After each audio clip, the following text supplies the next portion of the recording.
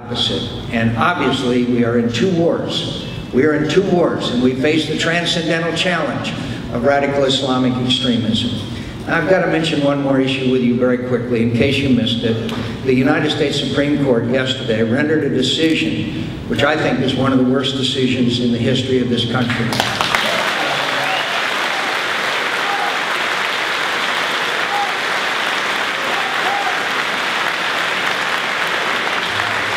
Senator Gramm and Senator Lieberman and I had worked very hard to make sure that we didn't torture any prisoners, that we didn't mistreat them, that we abided by the Geneva Conventions, which applies to all prisoners. But we also made it perfectly clear, and I won't go through all the legislation we passed and the prohibition against torture, but we made it very clear that these are enemy combatants. These are people who are not citizens. They do not, and never have been, given the rights that citizens of this country have.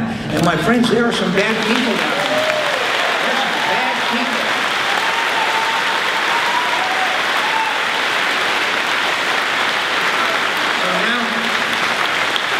So now what are we going to do? We're now going to have the courts flooded with so-called, quote, habeas corpus suits against the government, whether it be about the diet, whether it be about the reading material, and we are going to be bollocksed up in a way that is terribly unfortunate, because we need to go ahead and adjudicate these cases. And by the way, 30 of the people who have already been released from Guantanamo Bay have already tried to attack America again. One of them, just a couple of weeks ago, a suicide bomber in Iraq. So our first obligation is the safety and security of this nation and the men and women who defend it. This decision will harm our ability to do that.